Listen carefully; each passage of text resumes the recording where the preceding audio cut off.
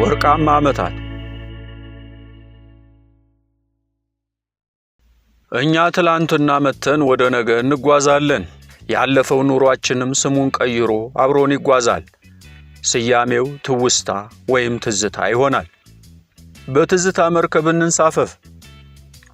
የትምህርት ቤት የአስተማሪዎችና የተማሪዎች ትውስታዎቼ መቼም በውስጤ ሕያው ናቸው። ወደ ኋላ መለስ ብዬ የአእምሮዬን ዋሻ ስጎበኝ ትዝታዎች በደማቋ ጨረቃ ብርሃን በጉልህ ኮከቦች ውበት ታጅበው ይታዩኛል። ጃንሆይ በዚህ ብርሃን ድባብ ጎልተው ይታዩኛል። በስማቸው ይጠራ የነበረው በተፈሪ መኮንን ትምህርት ቤት ነው የተማርኩት። ትምህርት ቤት ጃንሆይ ከአባታቸው በወረሱት ርስት ላይ በገዛ ገንዘባቸው ነው ያሰሩት ሲባል እንሰማ ነበር። እየተመላለሱ በአባታዊ ዓይን ያዩን ይጎበኙን ስለነበረ የሰማነውን ሁሉ እናምናለን። ጃንሆይ 400 የምንሆን አዳሪ ተማሪዎች በወር አንድ ጊዜ አመሻሽ ላይ ለዓይን ያዝ ሲያደርግ ብቅ እያሉ ይጎበኙን ነበር። የወራቱን ፍራፍሬ ጭነው ይመጡ ነበር። ሙዝ፣ ብርቱካን፣ መንደሪን ወይም ወይን ይሆናል ያመጡልን። በ4 ሰዓት ነበር የሚደርሱት። ከጸሎት በፊት ከመጽሐፍ ቅዱስ አንድ ምዕራፍ ይሰበካል። ሰባኪው አባ ጠይም ሸውራራ ነበሩ። ሁሌም የሚሰብኩት የአብርሃምን ታሪክ ነበር። የማትቀየር በመሆኗ ይሰለቸናል። ሥላሴዎች እንዴት አብርሃምን እንደጎበኙት ያወጉንና ማሳረጊያቸው ጃንሆይ የእኛ የተማሪዎቹ እንግዳ በመሆናቸው የሥላሴዎቹ ተምሳሌት አድርገዋቸው በመተረክ ያሳርጋሉ። ራት መብላት እንጀምራለን። ጃንሆይም እየተዘዋወሩ አንዳንዶቻችንን ያነጋግሩናል። ያነጋገሩትን አይረሱም ይባል ነበር። አቤት ሲመጡ የሚሰማን ደስታ! እኛ እሳቸው መጥተው ደስ እንደሚለን ሁሉ እሳቸውም ወደኛ መምጣቱ ሳያስደስታቸው አይቀርም። ምክንያቱም ልጆቹ ይወዳሉ። ነፍስ ካወቅኩ በኋላ ስለ ጃንሆይ ስሰማ ከልጆቻቸው ልዑል መኮንንን በጣም ይወዱት ነበር። ጃንሆይ የተከዙ ዕለት በእግር በፈረስ ልዑል መኮንን ተፈልጎ መጥቶ ቢሮአቸው ወይም ባሉበት ቦታ እንዲያጫውታቸው ይደረጋል። ከአንድ ሩብ ሰዓት በኋላ አካባቢው በሳቅ ያውካካል። አቤት ልዑሉ የሞተ ዕለት ለቅሷቸው! ምን አለ የዛን ዕለት ባላየኋቸው! የጃንሆይ ሐዘን የዛን ዕለት ነው ገዝፎ የታየኝ። ለቀስተኛው መሳፍንቱና መኳንንቱ በግራና በቀኝ ሆኖ እንባውን ያፈሳል። እሳቸው በመካከል እያለፉ ወደ ቅድስት ሥላሴ ቤተ ክርስቲያን ሲጓዙ አየኋቸው። አቤት የዛን ዕለት እንዳሳዘኑኝ! የምር ልጅ ስለሚወዱ የፍቅራቸውን ያህል ሐዘናቸውም መራር መሆኑ ይታይ ነበር አለና ስለ የኔታው ያወጋኝ ጀመር። ከተወለድኩ በኋላ ሁለተኛ አባት መምረጥ የሚቻል ቢሆን የኔታ ገብረ መድኅን አባቴ እንዲሆኑ ነበር የምመርጠው። ለምን? ከአነጋገር ይፈረዳል፣ ከአያያዝ ይቀደዳል አሉ አበው። የኔታ ላሳይህ። እሺ። በዚህ ትውስታዬ ዋሻ በጨረቃዋና በከዋክብቱ ብርሃን የኔታ ገብረ መድኅን በጥቁር ሰሌዳው ላይ እየጻፉ ግዕዝ ሲያስተምሩን ይታዩኛል። እኚህ ሰውዬ ቅዱስ ናቸው የሚለውን ስሜት ለመጀመሪያ ጊዜ ያሳደሩብኝ የኔታ ገብረ መድኅን ነበሩ። በኋለኛው ሕይወቴ በጉልምስና ዕድሜ ለልበ ንጹሕ ሁሉ ንጹሕ ነው የሚለውን የአረብኛ ምሳሌ ሳነብ ለራሴ ልክ እንደ የኔታ ገብረ መድኅን አልኩ። ብልግና የሚባል ነገር በእሳቸው ቤት በጭራሽ የለም፣ በጭራሽ አለና እልም አለ በሐሳብ። ጸጥ ብዬ አዳምጠዋለሁ። የመጀመሪያ ቀን ግስ ሊያስተምሩን በግስ እርባታ አስጀመሩን። ነፋ ማለት ነፈሰ ማለት ነው። ግሱ ሲረባ ነፋ፣ ይነፍህ፣ ይንፉህ፣ ይንፋህ ነው። ተርጓሚው በአማርኛ ነፈሰ ይነፍሳል፣ ይነፍስ ዘንድ ይንፈስ ማለት ነው። በሚቀጥለው የትምህርት ጊዜ ሲያስተምሩን ገና ጠመኔዋን ሲያነሱ የኔታ ነፋ አልገባኝም አላቸው አንድ ተንኮለኛ ተማሪ። የኔታ ወደ እሱ ሳይዞሩ እንደ ልማዳቸው እንደ ህንድ ጭንቅላታቸውን እየወዘወዙ ምን ያቅታል አሉ። ነፋ ይነፍህ ይንፉህ ይንፉህ አሉ። ተማሪ ሁሉ በሳቅ አውካካ። ወደ ጠያቂው ዞሩና ምንም አይነት ቁጣ ወይም ተግሳጽ በሌለበት ድምፅ ይንፋህን ፈልገህ ነው? በል ይንፋህ አሉትና ወደ ሰሌዳቸው ተመለሱ። የኔታ ገብረመድህን ሲቆጡ አጋጥሞኝ አያውቅም። እሳቸው ሲጽፉ እኛ ስንገለብጥ እንንጫጫለን። ጫጫታው ከልክ በላይ ሲሆን ወደ እኛ ይዞሩና ራሳቸውን እየወዘወዙ ዝንጀሮች ኢትዮጵያ እናንተን አፈራች ብለውን ወደ ሰሌዳቸው ይመለሳሉ። አንዳንድ ጊዜ ጫጫታው በኃይል ከመጠን በላይ ይሆናል። ይህን ጊዜ ጠመኔያቸውን አስቀምጠው ወደኛ ዞረው እኔ እዚህ ክፍል አላስተምርም ብለውን ከክፍላችን ይወጣሉ። በዚህ ጊዜ ክፍሉ በጸጥታ ይዋጣል።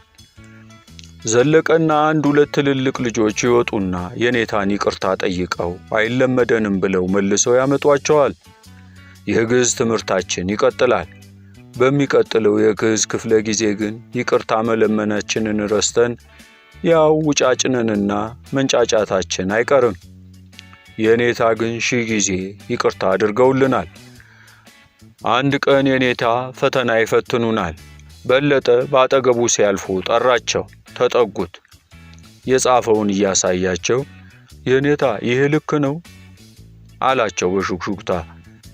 እዚህ ጋር አንድ ረስተሃል አሉና ቦታውን በጣታቸው ጠቆሙት። በለጠም ትዝ አለችውና መልሷን በወረቀቷ ላይ አሰፈራት። የኔታ ገብረመድህን ይህን ያህል የዋህ ገር ቸርና ለሕፃናት ተገቢና ትክክለኛ መምህር ነበሩ። የሚወልደንን አባት አንመርጥም። ከተወለድን በኋላ ሁለተኛ አባት መምረጥ የምንችል ቢሆን ኖሮ እኔ የኔታ ገብረመድህንን ነበር የምመርጠው ያልኩ ለዚህ ነው። ተግባባን አልኩና እኔም በህንድኛ ጭንቅላቴን ወዘወዝኩ።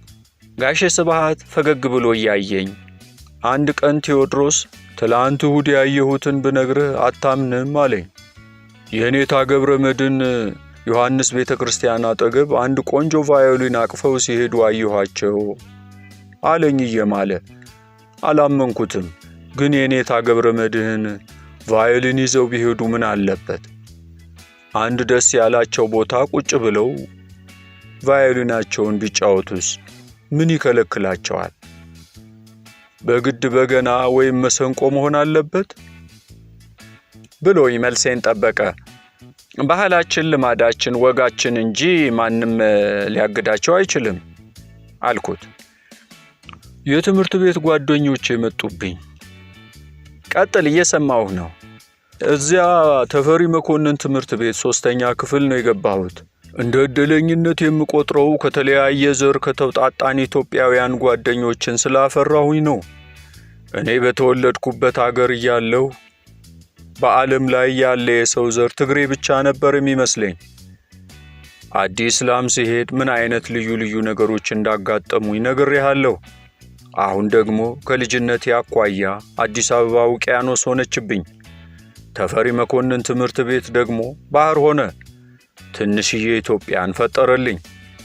አማራ፣ ጉራጌ፣ ሱማሌ፣ ጋሞ ከሆኑ ጓደኞቼ ጋር አስተዋወቀኝ። ከነዚህ ውስጥ የምወደውም የምጠላውም አለ። እኔ ጆሮ ሆኛለሁ አልኩት። ይኸውልህ ሆዳሙ ዘለቀ ብቅ አለ። በዚያን ጊዜ እንደ ዛሬው ሁሉ የአንድ ክፍል ተማሪዎች በአንድ ዕድሜ ላይ አልነበርንም። ዘለቀ የክፍላችን ልጅ ቢሆንም አብዛኛዎቻችንን በዕድሜ ይበልጠናል። እንግዲህ ማክሰኞና ሐሙስ ቁርስ ዳቦ፣ እንቁላል ጥብስ ከሻይ ጋር ይቀርብልናል። ቦዩ የእንቁላሉን ፍርፍር በሳህን ላይ አውጥቶ ያልፋል። ዘለቀ ዙሪያውን ይገላመጥና ቶሎ የአንዱን ልጅ የእንቁላል ፍርፍር ሳህን ሳብ አድርጎ ምራቁን ተፍቶበት በፍጥነት ቦታው ይመልሳል። እንቁላሉ ላይ የተተፋበት ልጅ መብላቱን ትቶ ይነጫነጫል። ዘለቀ የራሱን እንቁላል ይጨርስና እንደገና ይገላመጣል። ከዛ በፍጥነት ያልበላውን እንቁላል ወደ ፊቱ ይስብና ባዶውን ሳህን ወደ ልጁ ፊት ይመልሳል። የተበላበት ልጅ አንጀቱ ሲያርር ዘለቀ ሆዳሙ 2 ቁርስ ይወጥቃል። ማክሰኞና ሐሙስ የእንቁላል ቁርሳችን በዚህ አይነት ግብር ይጠናቀቃል። አቀማመጣችን በ2 ተርታ ነው። 6 በዛኛው ወገን፣ በዚህኛው ደግሞ 6 ልጆች እንቀመጣለን። አንድ ማታ ራታችንን በልተን ጠግበን ሙዛችንን ልንልጥ ስንል ዘለቀ እንዲህ አለ፣ እንወራረድ፣ 12 ሙዝ ብቻዬን በልቼ ጨርሳለሁ አለን። ተወራረድን። ራቱን ጥግብ ብሎ እንደበላ እናውቃለን። ጉዳዩ በቅርብ ስለሚመለከተን 11ችንም ትኩር ብለን እያየነው ነበር። የመጀመሪያዎቹን 4 ሙዞች እየተደሰተ ልጦ እንክት አደረጋቸው። የሚቀጥሉትን ሲልጥ ቀስ፣ በጣም ቀስ፣ እጅግ በጣም ቀስ እያለ ሄደ። 6፣ 7፣ 8ኛው ጋር ሲደርስ ግንባሩ ላይ ላብ ቸፈፍ አለ። ፊቱን ስናየው ከመደሰት ወደ ማማረር ከዚያም ወደ ማቅለሽለሽ ተለወጠ። በከፍተኛ መስዋዕትነት 11 ሙዝ ፈጀ። አንዲት ቀረች። ላጣት። በብዙ ቀስታና ስቃይ ጥንጥ በጥንጥ እየጎረሰ ግማሽ ሙዝ በላ። ግማሿ ስትቀረው ተሸነፈ። ለቀቃት። ወደቀች አለና ዘለቀ በአይነ ህሊናው እየታየው ሳቀ። እንባውን በሶፍት ወረቀት እያበሰ እንዲህ እያስገበረንም እኛ ውሪዎቹ ዘለቀን አንጠላውም፣ እንዲያውም እንወደዋለን። ዘለቀ በአሁኑ ባዛውንትነት ዕድሜ እንግዳዬ ሆኖ ቤቴ ቢመጣ መኝታዬን ለቅቄ መሬት ተኝቼ የማስተናግደው ሰው ነው። ተው እንጂ ሙት። አሁን ትዝ አለኝ። ዘለቀ ይወደናል፣ ስንጠቃ ያግዝልናል። በዕድሜ ቢበልጠንም ወንድማችን ነው። ነበሩ እንጂ እነ ግርማ ጭራቁ። የውጫጭ ጠላት በጉልበቱ አገር አሳጣን። በአጠገቡ ስናልፍ በኩርኩም ኳ ያደርገናል። እኔና ተስፋዬ ገሰሰ ጠላቶቹ ነበርን። ተስፋዬ እንደምታውቀው ቀይ ነው። ክሉ ክልስ አህያ መልስ ይልና ኳ ያደርገዋል። አንድ ቀን ምግብ ቤት ቁርስ እየበላን ሳለ ዛሬ ግርማን ማናፈጥ አለብኝ አልኩ። ምናልባት ከተስፋዬ ጋር እንዴት ልናናፍጠው እንደምንችል ተማክረን ይሆናል። ጊዜው ይርቃል። ተስፋዬ በዛን ጊዜ ሲኒማ ይገባ ስለነበር እንዴት መግጠም እንዳለብኝ አሳየኝ። አደፋፈረኝ። ከግርማ ጋር መግጠሜ ቁርጥ ሆነ። ይህንን ያህል ስዘጋጅ ግርማ ምንም የሚያውቀው ነገር የለም። ሌላ ቀን ልክ ከምግብ ቤት ስንወጣ እናትክን አልኩና በደረጃው ዘልዬ እላዩ ላይ ተከመርኩበት። አንዴ ቷ አደረግኩት። ደነገጠ። ገላጋይ መሃላችን ገባ። ምንም ሳይመታኝ ዳንኩ። ከዛ በኋላ ከግርማ ጭራቅ ጋር ተከባበርን። ልቀጥልልህ አለ። የሚያስደስተውን ሲያወጋ ልቀጥልልህ የሚለው ባህሪ አለው። በደንብ አልኩት። ይኸውልህ በባላገር ልጆችን ጥጋብ ቤተሰብ የሚመዝነው በፈሳቸው ነው። ልጆች እንደተኙ ቤተሰብ ነቅቶ ያዳምጣል። ካልፈሱ ተቀስቅሰው ድጋሚ እንዲበሉ ሁሉ ይደረግ ነበር። ጃንሆይም እኛ ልጆቻቸውን በደንብ አጥግበውን ተንከባክበውን ስለሚያሳድጉን ከመፍሳት አልፈን በጉልበት ከሚበልጡን ጋራ እንዲህ እስከ መግጠም እንደርሳለን። የፈስ ነገር ካነሳን አንድ ልጅ ነበር። በዕድሜም በክፍልም ይበልጠኛል። አብረን ነው የምንማረው። ይህ ልጅ ከክፍል ጓደኞቹ ጋር ከምትገምቱት በላይ እፈሳለሁ፣ ብትፈልጉ ቁጠሩ ብሎ ማንዛረጡን ጀመረ። ቆጠሩ። 86 ጊዜ መድፉን አይተኩስ መሰለህ አለና ጋሼ ስብሃት ባለፈው ትዝታው ላይ ፈጎ ጃንሆይ በመንፈስም ሙሉ ሊያደርጉን የደከሙ መሪ ነበሩ ብሎኝ ወደ ቀጣዮቹ ትዝታዎቹ ይዞኝ ተጓዘ። በዚያን ጊዜ በእኛ ዕድሜ በጣም የሚወደደው የታርዛን ፊልም ነበር። ታርዛን የነብር ቆዳውን አገልድሞ ራቁቱን ነው የሚሄደው። ሰውነቱ በጡንቻ የተመላ የዳበረ አካል ነው ያለው። ታርዛንና ጓደኛው ጦጢት በጫካው ውስጥ ይኖራሉ። ጠላት ሲመጣባቸው ከዛፍ ዛፍ በሐረግ ተንጠላጥለው ሽው ይላሉ። የአዋፉን የአራዊቱን ቋንቋ አሳምረው ያውቃሉ። ይህን ስናይ እንደ ታርዛን ነው መኖር እንላለን። ታርዛን ጩቤ ነው የሚታጠቀው። ከአንበሳ፣ ከነብር፣ ከአዞ፣ ከዘንዶ ወይ ከእኩይ ሰው ጋር ሲጣላ በጩቤ ወቅቶ ይገድለዋል። ታርዛን ጩቤውን ሲሰካባቸው ማናቸውም ቢሆኑ ሲኒማ ቤቱ በጭብጨባ በጩኸትና በፉጨት ይቀልጣል። እኛም የታርዛን ቲፎዞዎች በትምህርት ቤታችን ዳርቻ ላይ ወደ በቀለው መለስተኛ ጫካ እንገባና በገመድ ወይ በልጥ ሐረግ ሰርተን ከአንዱ ዛፍ ቅርንጫፍ ወደ ሌላው ዛፍ ቅርንጫፍ እንዘላለን። ታርዛን ለመሆን አንድ ቀን ቴዎድሮስ፣ አርአያ፣ ገበየው፣ ሳህሌና ገብረ ኢየሱስ ተማከሩ። ተዘጋጅተው እንደ ታርዛን በጫካ ውስጥ ለመኖር ጠፍተው ወደ እንጦጦ ጫካ ሸፈቱ። ለ4 ቀናት ማንም ሳያገኛቸው እነርሱም ሳይመለሱ ሰነበቱ። አሁን ሳስበው ዳይሬክተራችንና አስተማሪዎቻችን እንዴት ተጨንቀው ነበረ ይሆን እላለሁ። በ5ኛው ቀን እነ ቴዎድሮስ ታርዛንነቱ ይብቃን አሉ። ከሚርበንና አውሬም ከሚበላን ትምህርት ቤታችን ብንመለስ ይሻለናል ብለው መጡ። ጉድ ተባለ። ይቅርታ ለመኑ፣ ይቅርታ ተባሉ ብሎ ጢሙን እያፍተለተለ ተከዘና አሁን ሳስበው ተፈሪ መኮንን ትምህርት ቤት ጀስዊቶቹ የተሟላ ዕውቀት ነበር የሚያቀርቡልን። ግዕዝ፣ አማርኛ፣ እንግሊዝኛ፣ ሂሳብ፣ ሳይንስ፣ ጂኦግራፊና ሌሎቹም የቀለም ትምህርት አይነቶች ብቻ አልነበረም የሚያስተምሩን። የእንጨትና የቴክኒክ ሥራም ይጨምር ነበር። የአናጢ ትምህርት መምህራችን ፈረንሳዊ ካናዳዊ ነው። ሻርፖንቴዬ ይባላል። ትርጉሙም አናጢ ማለት ነው። ለምንፈልግ ተማሪዎች በሳምንት 1 ቀን ማታ የሙዚቃ ማድመጥ ፕሮግራም አለን። የሞዛርትን፣ የነ ቤትሆቨንን ወዘተ ክላሲካል እናደምጣለን። ፍላጎቱ ላላቸው ተማሪዎችም የመጽሐፍት እድሳት ያስተምራሉ። በዚህ ትምህርት ቤት ነው እንግሊዝኛ ሁለተኛ ቋንቋቸው ለሆኑ ለሌላ ሀገር ሰዎች የተጻፉ መጽሐፍትን ማንበብ የጀመርኩት። ካደግኩ በኋላ ያገኘኋቸውን ታላላቅ ደራሲያን ሥራዎቹ በዚህ ትምህርት ቤተ መጽሐፍት ነው የተዋወቅኳቸው። የልብ ወለድ ፍቅር በዛው አደረብኝ። እኔም የዚሁ ትምህርት ቤት ልሳን በነበረው ተፈሪ መኮንን ኤንሳይን በሚባል ጋዜጣ ላይ መጻፍ ጀመርኩ። የጋዜጣው አዘጋጅ ሆኛለሁ። በወቅቱ የ11ኛ ክፍል ተማሪ ነበርኩ።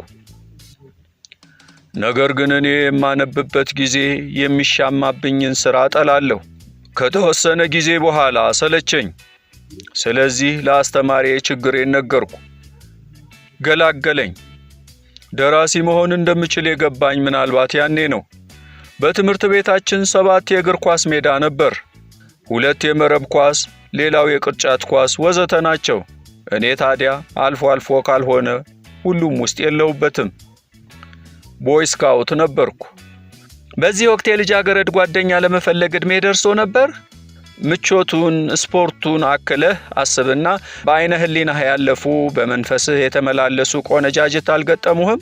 በእኛ ትምህርት ቤት ጥቂት ደቂቃዎች ተጉዘን እቴጌ መነን ትምህርት ቤት አለ። እዛ የሚማሩት ሴቶች ልጆች እንደኛ እነሱም አዳሪዎች ናቸው። እንዳልከው ከሆር ጥያቄ ቀጥሎ የጾታ መስተጋብር ነውና የተፈሪ መኮንን ተማሪዎች ስለ እቴጌ መነን ተማሪዎች እናስባለን፣ እናልማለን፣ እናወራለን። ወሬው ደግሞ አይሰለችም። እንዲያውም ደስ ይለናል። እነሱም ይቀኙልናል። ቲሪሪም ቲሪሪም የሚለው ታምቡሩ ተፈሪ መኮንን ገባልን በበሩ እያሉ እየዘፋፈኑ ወደኛ ይናፍቃሉ። እንደ አጋጣሚ ይሆንና እኛ የተፈሪ መኮንን ልጆች እቴጌ መነን ውስጥ እህት ወይም የአክስት የአጎት ልጅ አሊያም የሰፈር ልጆች ይኖሩናል። የኔ አክስቴ ልጅ እዛ ትማር ነበር። እሷ ስትነግረኝ ከቁርስ በኋላ ተሰልፈን የኢትዮጵያ ሕዝብ መዝሙርን ዘምረን ወደ የክፍላችን እንገባለን። ስንማር እናረፍድና እረፍት እንድንወጣ ደውል ይደወላል። በዚህ ጊዜ ወደ ባቡር መንገድ የሚያሳየው ዋናው በር ጋር ለመድረስ እንሽቀዳደማለን። የቀደምነው ልጆች አላፊ አግዳሚውን በሚያሳይ ቦታ እንቆማለን። የቀደሙት በኋላ ቆመው እየተንጠራሩ ብጥስጣሽ ትርኢት ያያሉ ብላኛለች። ውስጡን ለቄስ ሆኖ ነው እንጂ እንደ እውነቱ የሆነ እንደሆነ ግን ይህች ሁሉ እንዲህ ያሰፈሰፈች ቡቃያ ሔዋን ዋና ዓላማዋ ክብርዬ በዚህ ሲያልፍ ለማየት ነው። ከሚንጎማለለው ወንዳ ወንድ ውበት የምኞትና የህልም ስንቅ ልትሰንቅ ፈልጋ ነው። ያውና መጣ ይባላል በልብ። ወጣቱ ከአሜሪካን ሀገር ቻርልስ አትላስ የተባለ የሰውነት ግንባታ ባለሙያ የሚያወጣውን መጽሔት እያጠና ልምምድ እያደረገ ድንቅ የሆነ የሴት ልጅ ልብ የሚያጠፋ ገላ ገንብቷል። እየቀረባቸው ሲመጣ ኮቱን አውልቆ በአንድ እጁ ከትከሻው በስተኋላ አንጠልጥሎ የደረቱንና የክንዶቹን የዳበረ ጡንቻዎች የሚያሳይ ጉርድ እጅጌ ሸሚዝ ለብሷል። እየተንቀባረረ በፊታቸው ሲያልፍ እንደ ቄጤማ እንደ ባህር ዛፍ በሚወዛወዝ ድምፅ ለ12 ሰዓት ሲሆን ሩብ ጉዳይ ለምን ትመጣለህ እንደ ነብሰ ገዳይ እያሉ ይዘፍኑለታል። ፀሐይዋና የትምህርት ፕሮግራሙ የሚያዩት ጊዜ ገና ከጧቱ 4 ሰዓት ቢሆን ነው።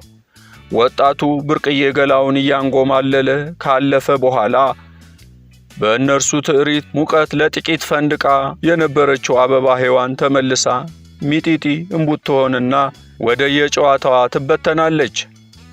እኛም አዳሞቹ እንደዚያው። በዚህ ውብ ተወዳጅ የልጅነት ጊዜ አንድ ነገር የጎደለብኝ ነበር። ወለላይ ትናፍቀኛለች። ትዝ ስትለኝ መኝታ ቤት ገባና አልጋዬ ላይ ተደፍቼ ስቅስቅ ብዬ አለቅሳለሁ። ናፍቆቴ በዚህ መንሰቅሰቅ ይከፈልልኛል። እነሆ ይህንን አብሮኝ ያረጀ ትዝታዬን ሳወጋ ዕድሜ ከ60ዎቹ ፈቅ ብሏል። በእነዚያ ወርቃማ ዓመታት ያፈራኋቸው ጓደኞቼ ጋር በአሁኑ ጊዜ ብዙዎቹን አላገኛቸውም። አልፎ አልፎ ከአንዳንዶቹ ጋር እንገናኛለን። ሕይወት ሰምሮላቸው ዘርተው የቃሙ ወልደውም የሳሙ አሉ።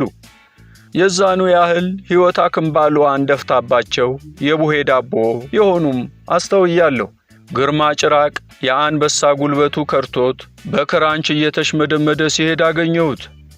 የልጅነት ቂሜ ፀሐይ እንዳረፈበት ጤዛ ተኖ በይቅርታ ተተካና በጣም አዘንኩ። ሲያስፈልገን ተፈላልገን የምንገናኘው ከተስፋዬ ገሰሰ ጋር ነው። የዛን ዕለት ቀኑን ሙሉ በተለያየ ርዕሰ ጉዳዮች ስናወጋ እንውላለን። ብዙ ጊዜ ሳይሆን አልፎ አልፎ የማገኘው ዘውዱ ወሰኔን ነው።